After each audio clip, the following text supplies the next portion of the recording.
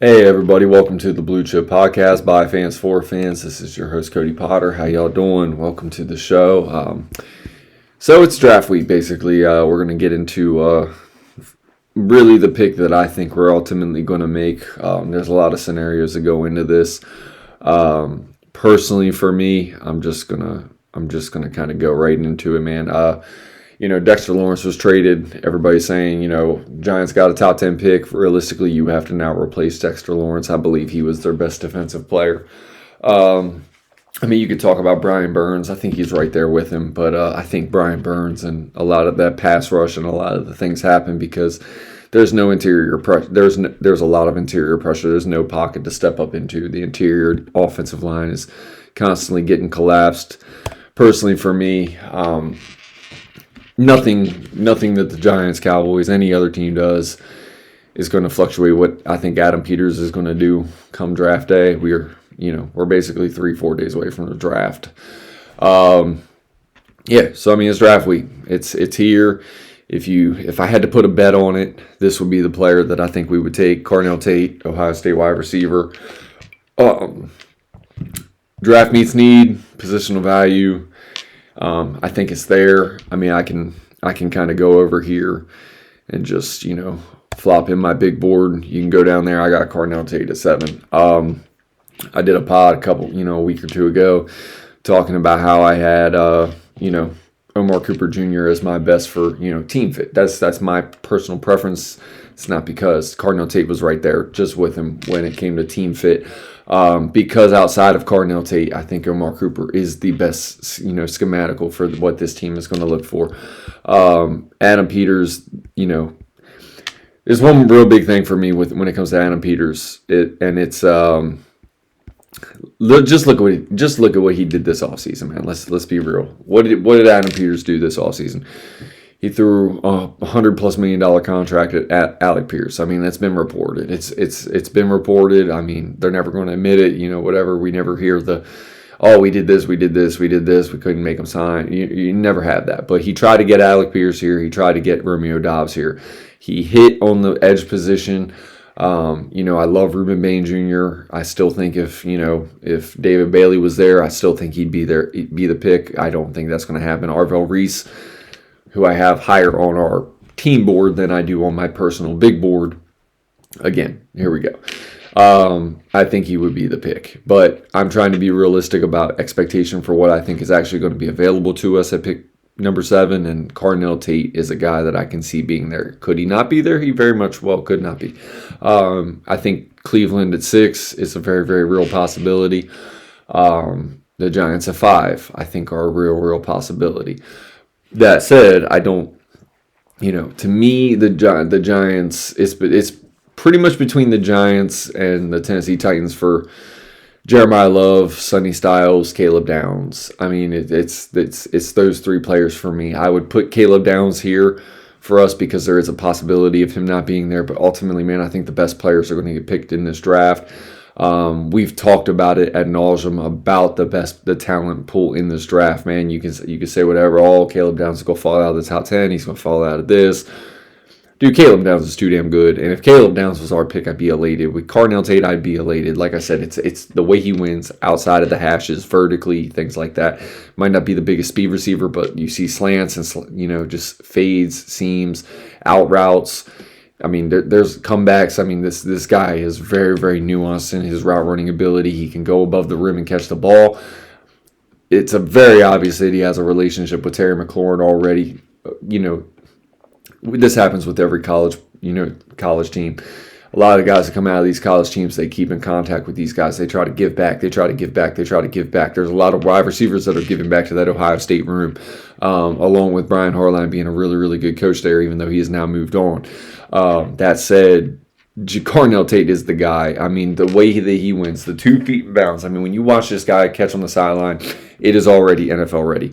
The separation, the way that he comes out of his breaks, the nuances, getting off the line is the biggest thing for me. He is the most NFL-ready receiver for me.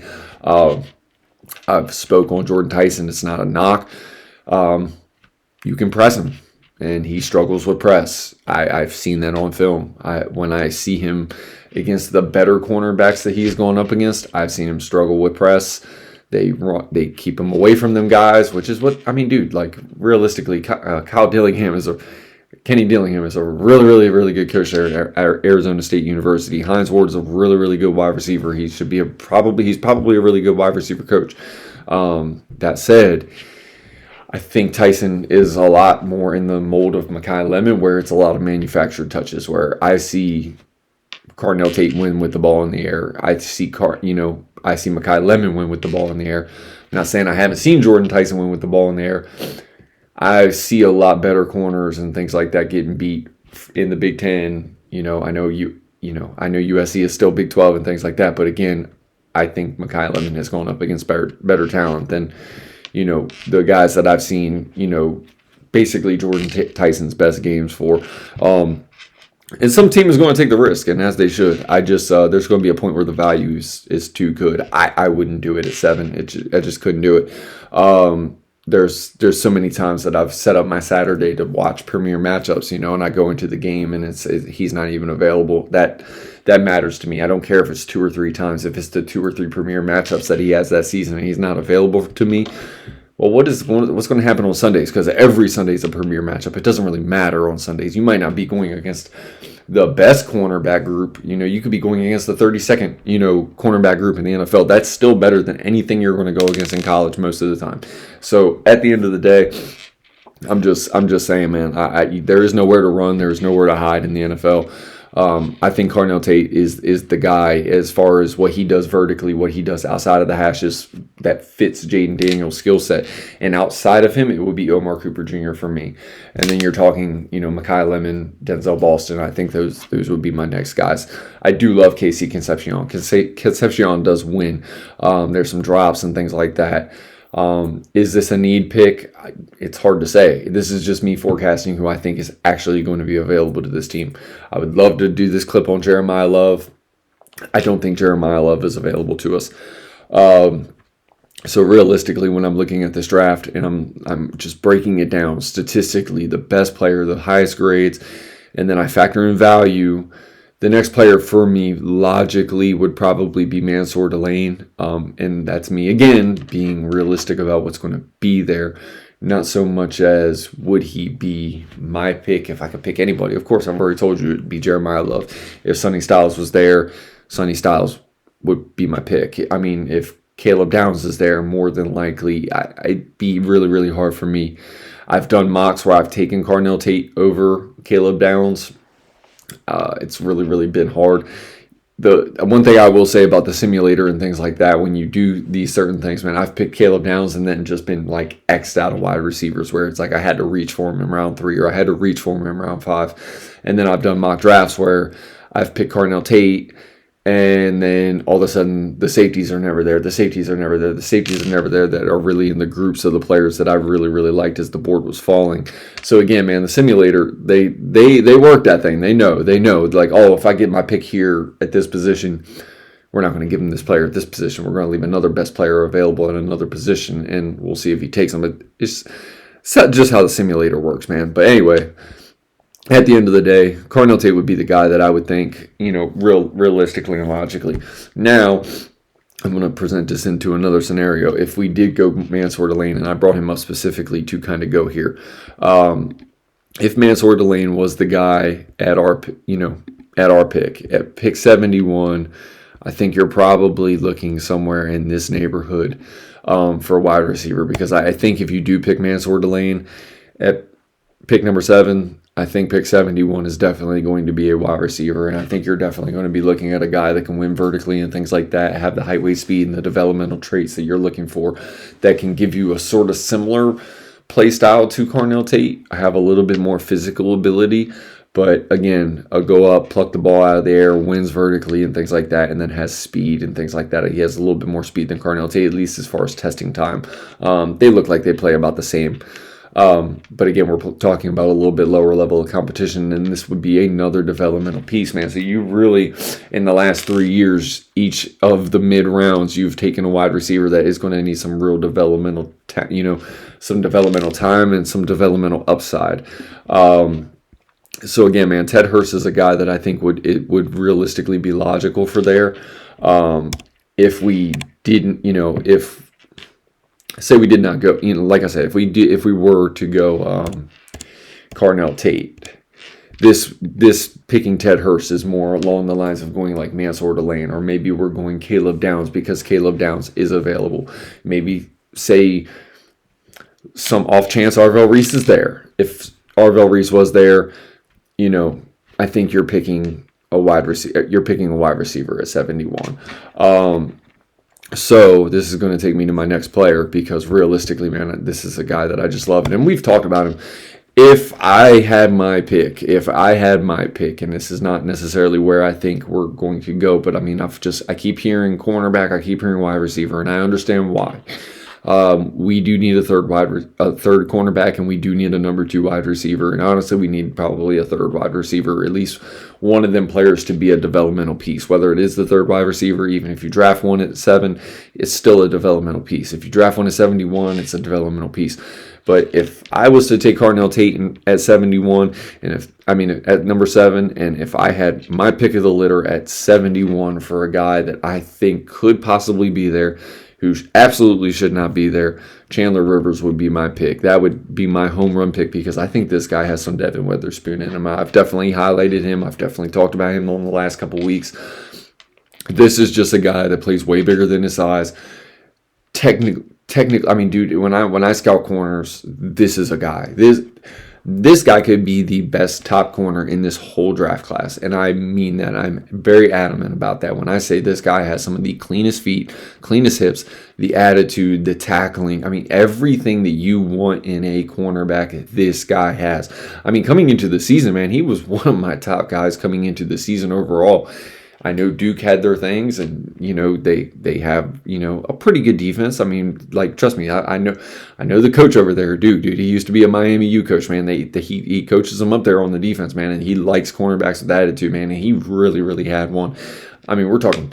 I mean, the clips behind me are showing it all, man. I mean, we're talking cornerback blitzes. I know this is a highlight. Trust me, I can break down things that he does have deficiencies at. And you can definitely tell he's 5'10", 185 pounds in certain moments against certain teams in certain situations. This guy can press, and this guy can play zone match. And this guy is, like I said, man, this is everything you want from a cornerback, man. Super smart. Super. I know Mikey Sammerstill is small. You could say 5'10", 185 pounds is small. Again, Mikey Sammerstill is probably 5'9", 5'8". I mean, let's be real about how short Mikey Sammerstill really is. I love Mikey Sammerstill because he plays bigger. This is a guy that you could put outside or inside, whichever works best for you. Whoever plays the best wins the outside position. I know the other guy can play the nickel.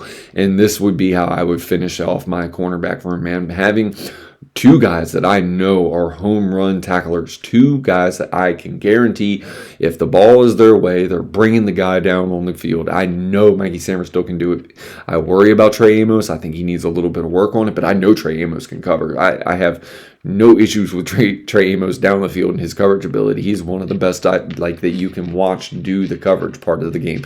I need to see him be a little bit more physical. I need to see him improve in the tackling department. Last year, I'm not going to fault this team for missing some tackles. They all missed a lot of tackles. Let me tell you one thing about defense, man. Defensive missed tackles are technically usually a combined effort. When guys are swarming to the ball on all 3 levels of the defense, man, you tend to miss a lot less tackles than a team where it's just like, oh, he's out on an island, he missed the tackle, oh, well, now he's running for a touchdown because the rest of the guys are not pursuing properly. Again, Chandler Rivers is a guy that I trust on an island. This is a guy that I very, very much support for this defense. This is a guy that will fit this defense, and he is about as, like I said, man, I love Devin Witherspoon coming out, and I'm not looking for this guy to be Devin Witherspoon, but when I watch this guy on tape, everything that I see from this guy on tape, he is as clean as it gets from the cornerback position. He is a guy. He is an absolute stud. He is a really, really good football player, and he is a guy that I would not hesitate to pick at number 71. Okay, cornerback, wide receiver. Those are the 2 directions that I really, really think this team is going to go. There's a lot that's going to happen between 7 and 71. Chandler Rivers might not be there, and if teams were smart, they'd pick him a lot earlier.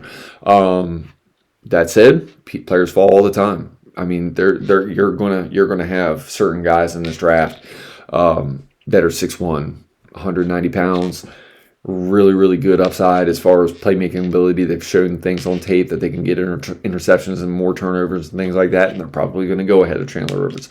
Do I think they're as clean as Chandler Rivers? No. Honestly, I don't think there's many prospects cleaner than Chandler Rivers at the cornerback position. Man, honestly, I am very, very high on Chandler Rivers, and this is not one of my favorite cornerback classes. I like a lot of guys, but there are not many guys that I love, and Chandler Rivers is one of the guys that I love. I do, like I said, I've talked about McCoy, I've talked about Delane.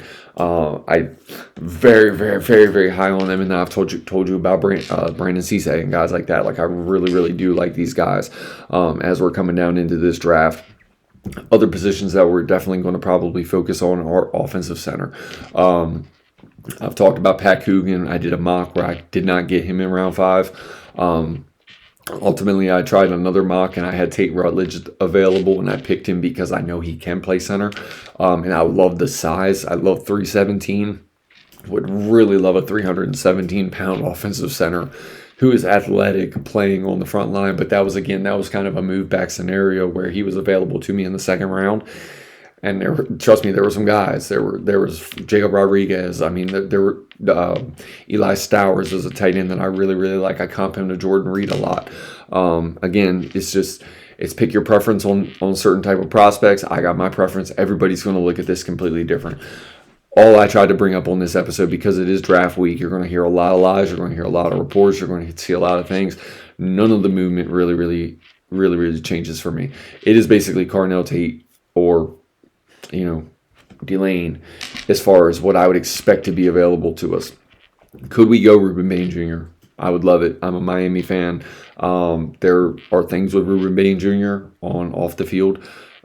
Personally, for me, he's just a dog. He's a leader in the locker room. You hope all the driving things are behind him.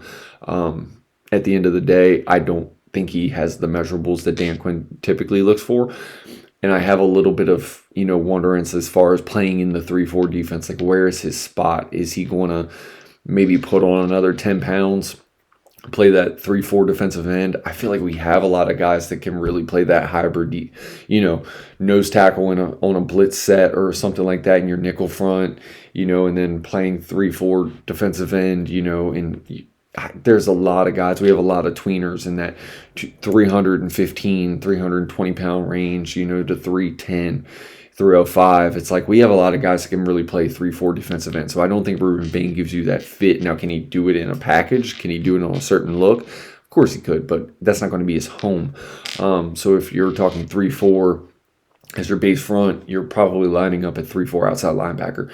Does he have the pursuit speed and things like that? Block shedding ability to, hold that edge on the defense in the run game? Of course he does, man. I have no faith I have all the faith in the world that Ruben Bain Jr. can set the edge in the 3-4 defense and the run sets and all that.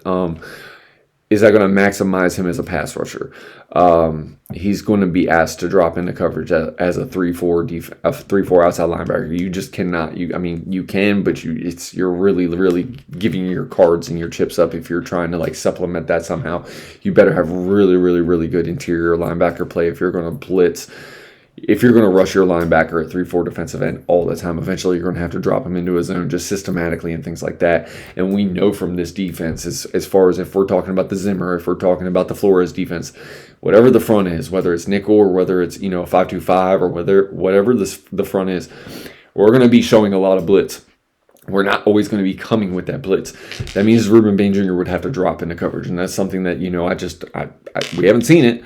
It's not something that I don't think would hinder him. It's just he's not that long, 6'4", 6'5", space eater kind of guy where it's just like I can just get in that lane and really, really take up that space. I know as far as athletically he can do it, but it's just not something that's why I project Arvell Reese for this team. He's higher on my team board as far as my grade for the team. A little bit higher than what I see Ruben Bain, because I know Arvell Reese can be a stud off-ball linebacker. I know he can play inside linebacker at a 3-4. I know he can play outside linebacker in a 3-4. In either of them positions, I am completely comfortable with him probably being a top 10 player at the position in the NFL.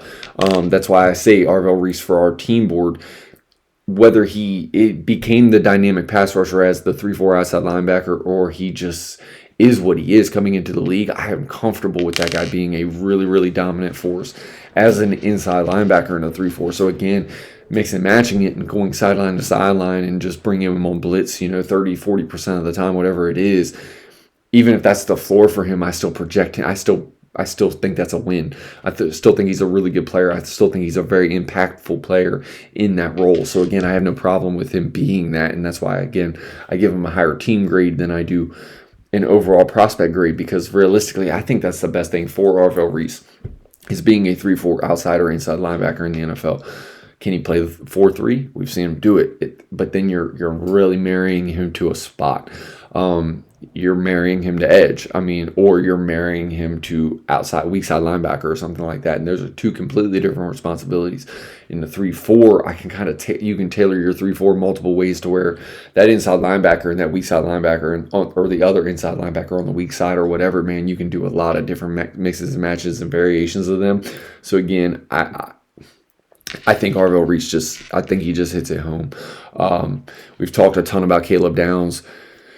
I've talked more about Ohio State this year than I've ever talked about Ohio State in my life. I'm just going to put some clips up here because they're playing in the background for me, and I just love Caleb Downs. I could watch this guy play football all day. If Caleb Downs was available, man, me and my best friend were actually talking on the phone the other day. I know this wasn't part of my pod, but we were talking. He was like, man, all these years you've talked about, being able to watch Sean Taylor, the great Sean Taylor. We all love Sean Taylor. I'm a Miami U fan, so of course I love Sean Taylor. Sean Taylor is the greatest thing I've ever seen at that position. And I felt that way as a scout. And that's with Ed Reed, and that's watching Troy Polamalu. I still haven't seen nothing like Sean Taylor, not height, weight, speed, and then tape to match, and just, he was the best of all the worlds. Dude, he was an elite playmaker on the back end, but he was an elite playmaker on the front end, and he was so physical in the box and on the back end that it was just like, dude, fumbles, just passes defended, and just guys dropping passes constantly left and right. And I know it was a different game back then, but Caleb Downs is one of the best safeties that I've scouted since Sean Taylor. I know it's one-dimensional.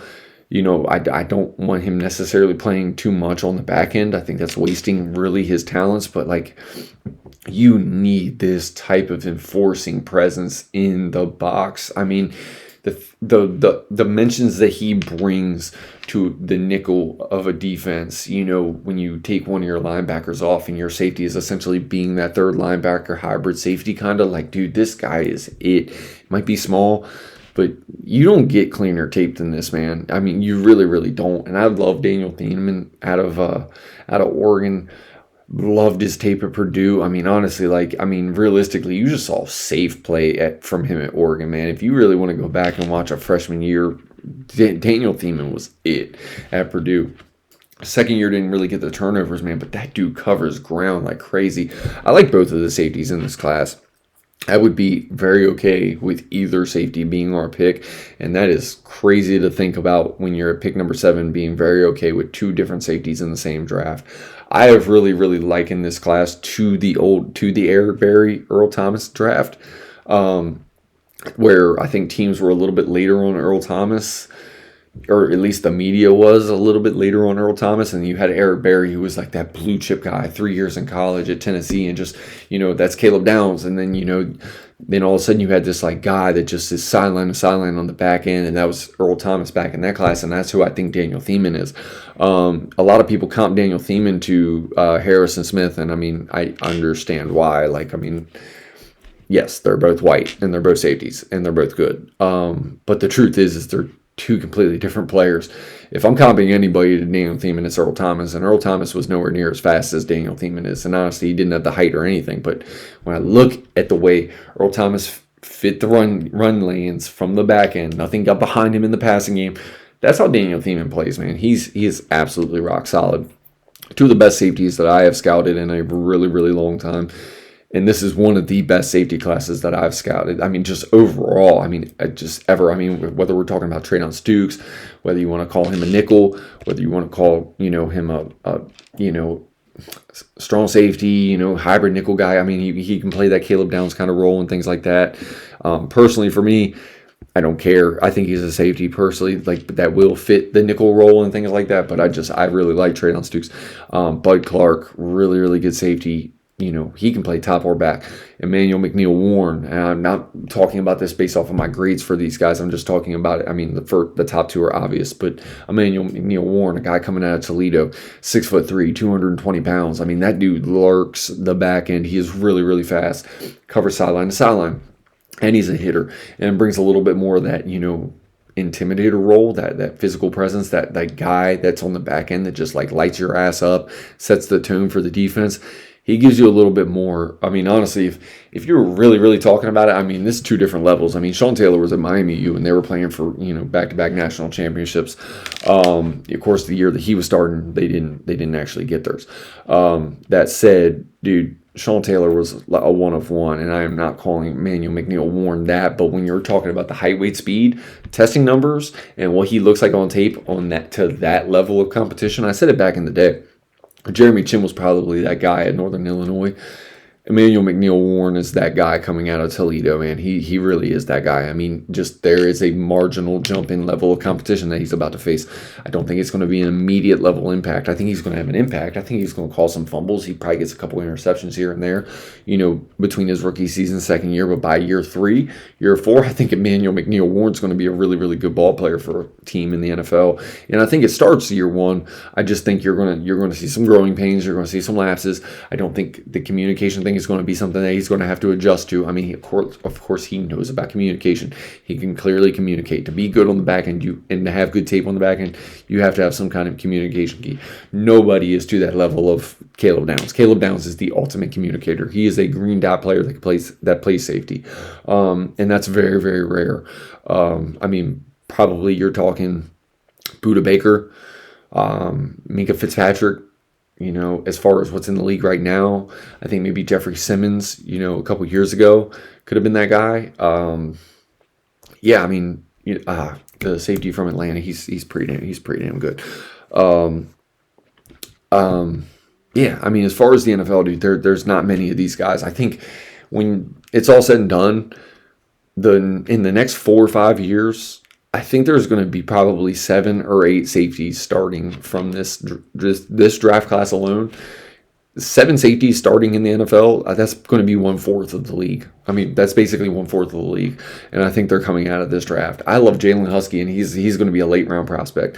I mean, and there's other guys. I mean, there's other guys, Bishop Fitzgerald. I mean, there could be way more than 7. I mean, but I'm talking 7 that are going to be starting at the safety position. I'm talking there's probably going to be 15 guys that are impactful special teams guys, playing serviceable backup roles that are pretty good, that probably get to their second team and get a good contract or get really, really good production.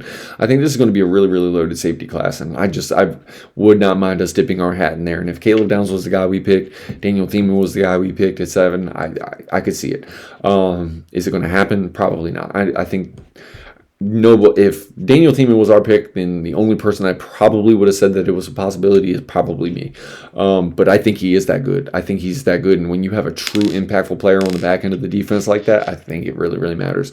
Emmanuel McNeil Warren, you're talking 100% RAS score right there. Like, you're talking about height, weight, speed, everything like that. Like, that is something that Adam Peters loves. So if Emmanuel McNeil Warren was the pick at 7, that is a all Adam Peters pick for you, because he loves them RAS guys. And I mean, if you really want to be real, the tape does match. If you look at Toledo, the tape matches. I just think it's a different level of competition than what, Caleb Downs and Daniel Thiemann have been playing, at Purdue and, in the SEC, and then, playing Ohio State, and then, Oregon in the Big Ten, things like that. I think these guys have all of it. But again, man, we are at draft week. We're at the home stretch. I keep telling you, I'm going to give you my mock draft. It'll probably be Tuesday, Wednesday. I could even put it out Thursday morning. That probably might even be the best time for me. I'm not waiting for Daniel Jeremiah to make my mock. I've actually already started on the damn thing. It takes me a lot longer when I do my last mock. I try to be as real about it as I can be. The Giants trading to 10 really kind of set me back a little bit, because I was actually on pick number 15, so I kind of got to go back and start all over again.